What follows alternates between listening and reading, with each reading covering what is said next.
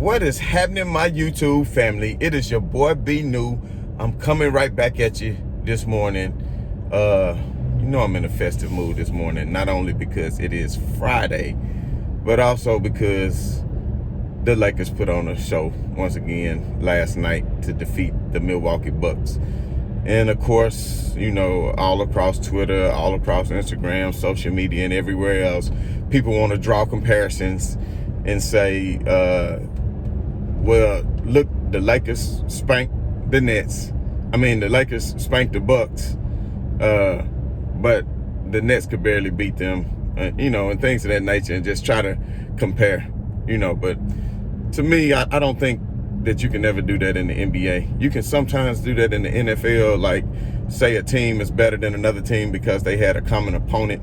But in the NBA, the matchups and the way you can just do your lineups and things of that nature is just a lot different than in the NFL. In the NFL, you're going to have a lot of rotations, people coming in, substituting for their line and getting players breathers and things of that nature. But for the most part, it's going to be their line against your line, that quarterback against your cornerback, those receivers against those cornerbacks all game long.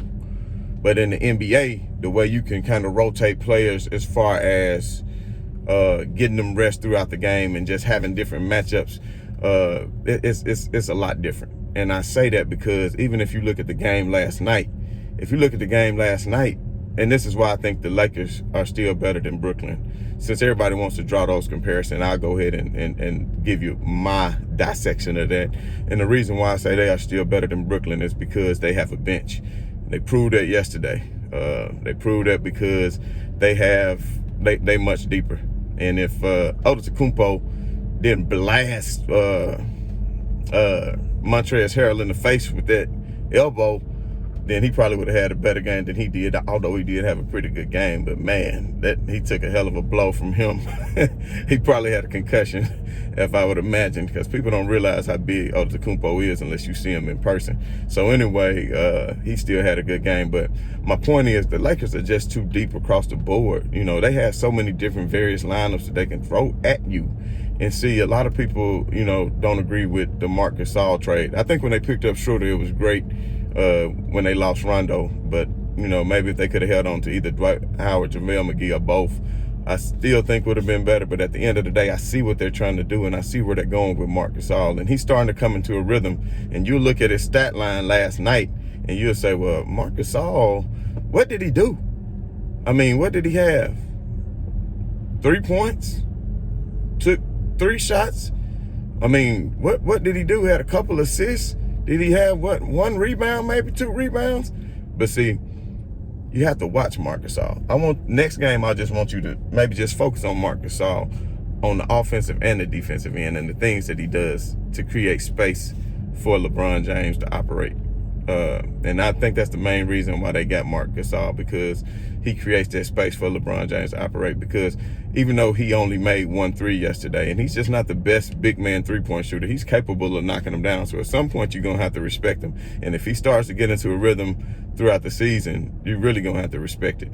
But that's not what I'm talking about solely. I'm also saying, I just saw a lot of different things he did. Marc Gasol has a very high IQ when it comes to basketball. So even on plays where I saw him leaking out in transition defense when he could tell that there was going to be a make right away, and he needed to get back down court before they could get down court, because teams like to try to score real quick in the NBA now, trying to do like how the Lakers do. But I just saw a few plays, even on both sides of the ball, where he would just leak back out into, he stopped a few fast breaks because he got back out. And he's not fast. That's the thing. He's not fast, but he gets back on defense because he's aware of game situations and what's going on each possession. So he was getting back down, making sure that the Bucks had to set up in a half-court offense, because it's much harder to score in a half-court offense, as we all know, than it is in fast break points. And usually teams that lead the league in fast break points are going to be some of the best teams in the league and be vying for a championship, because when you can get easy baskets, then you're going to make yourself very good. Just like in the NFL, I draw that comparison. If your defense or your special team scores, You're going to be one of the best teams in the league if they do that on a consistent basis, because it's all phases. And see, that's what the Lakers are doing, and that's what I'm saying about all phases. They have all phases down packed. You know, on the defensive end, see, the Nets are like 19th or 20th in defense. That's not going to cut it to win the championship, as we all saw how Cleveland beat them the other night. I think they got a rematch against Cleveland tonight, if I'm not mistaken. But the Lakers are doing it defensively, they're doing it offensively, and if you can play it on both ends, then that's good. But back to the other point that I was trying to make is the Lakers bench is just way too deep. And one of the lineups that I really liked, and if you notice, it was at the very end of the game. So you can see the Lakers are kind of tweaking and just doing what they do at the end based off the flow of the game. And that's what makes Frank Vogel a good coach. He doesn't just stick with one lineup and say, oh, this is my starting lineup. Oh, this is my bench. I bring them in at this time. I bring them in at that time. He does that for LeBron James as far as the way he staggers and gets some rest. But if you notice, he'll put several different players out on the court with LeBron. It just all depends on which ones he'll put out there. So last night I noticed around the 3 or 4 minute mark, I don't know if you all noticed this, but the Bucks did make a little comeback at the end. And you might would have thought, well, the Lakers had something to be worried about. They made a little comeback at the end to where they had 102, I think it was 102 to 100 is when they came back. But after they came back, you know, of course, LeBron James went down there and did his thing. Montrezl Harrell hit a couple of big shots as well to kind of put the game away. But of course, people say LeBron James is not clutch, but he hit that long three, didn't he? He hit them threes and did what he had to do to make separation still when it was a close game. So don't ever doubt the clutch abilities of LeBron James. I don't care if the game was tied or what. It's still a close game. So you have to be able to knock down these shots to make sure that another team doesn't get the confidence to go ahead and win the game at the end. Because had he missed that shot, Milwaukee could have easily went back down and hit a three and tied up the game. Easily. They do have Middleton. He is a very hot three-point shooter. So, and I did want to, well, hold on. Before I get to that, my main point is another thing. What I was trying to say is at the end of the game, like that lineup that they had was pretty interesting, and I did like it. They kind of went smaller. They moved AD over to the 5 spot, and they went with Schroeder as the point guard, KCP as the 2, LeBron at the 3, and they had AD over at the 5, and Markieff Morris. And at the 3, LeBron at the 4, and AD at the 5, which I thought was a pretty good lineup because they were able to spread the floor, and they was able to have people that could shoot threes pretty much on the whole floor, because Anthony Davis, while not considered a three-point shooter, he's capable of hitting threes. Markieff Morris is capable of hitting threes. Caruso is capable of hitting threes. You know what? I said Markieff Morris. My bad. It was Schroeder, Caruso at the 2, KCP at the 3, LeBron at the 4, and AD at the 5. My bad, y'all. My bad. I was thinking something else. Sometimes my mind go a million times a minute. But yes, it was KCP and Caruso in at the same time, which you don't see that a whole lot. So I really like that, because the floor was definitely spread, because all 5 of those players are definitely capable of hitting three-point shots.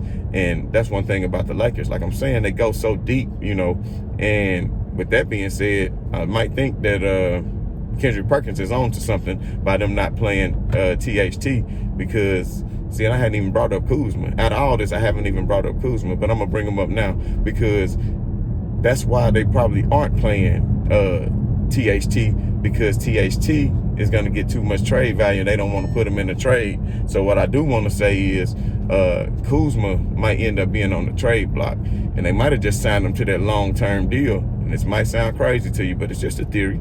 They might have signed Kuzma to that long-term deal just because if a team really wanted him, when they take him, they have him for the long haul. So, you know, when they trade him, you know, his contract won't be running out in 1 year, and then he could be a free agent and leave and go wherever he wants. A lot of times, sometimes teams want that because they're trying to free up space. But if a team really wants a player and you trade him to him and he got years on his contract, then they can feel free to do whatever they want to use him as a trading piece, or to keep him long-term if that's what they plan to have him playing a lot in their game. You understand what I'm saying? So the Lakers might be playing chess right now, you know, as far as benching THT, because they feel like, hell, THT is better than Kuzma at this point. I'm sure everybody out there agree with me. I mean, Kuzma is good, but he's just so streaky.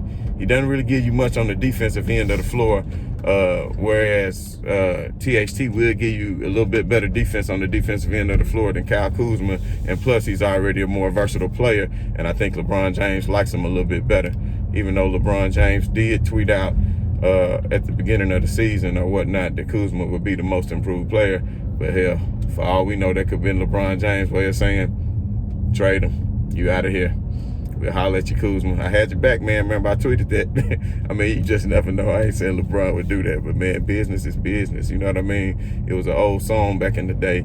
Everything is business. Ain't nothing personal. You know what I mean? And that's a lot of people fail to realize. They think everything is buddy all the time. But I have to tell people all the time, you know, it's not all about buddy. You gotta, take care of business. You know what I mean? If you don't take care of business and you don't get things done, then where you gonna be at in life?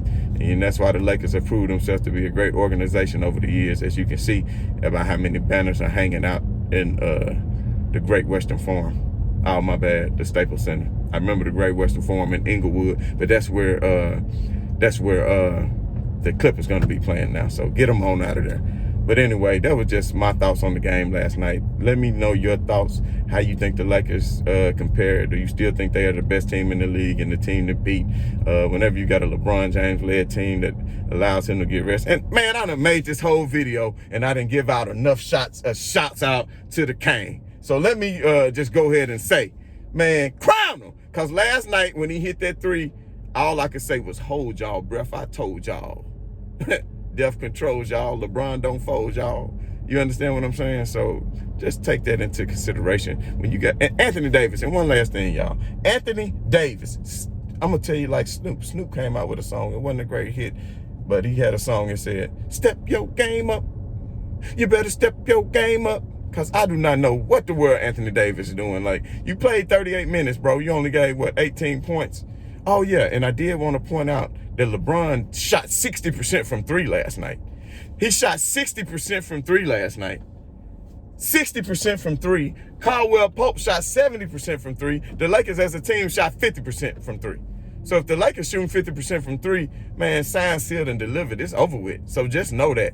Just know that. And AD, you need to step up and start shooting more threes. We're gonna need that late in the season. You shot one attempt and you didn't make that, So we need you to get a little bit better out there. But this all good. We understand you got championship fatigue. You got your ring now. You probably feel like you can turn it on and off, but you just better make sure you need to turn it on when you need to. You understand what I'm saying? Unless you just want to make sure you're trying to let LeBron go ahead and get that MVP. And if that's what you do, and that's fine, because you know what I'm saying? I ain't mad at you. But anyway, I know all y'all haters won't like that. But either way, at the end of the day, right on to the real. Much love to y'all haters. I'm out.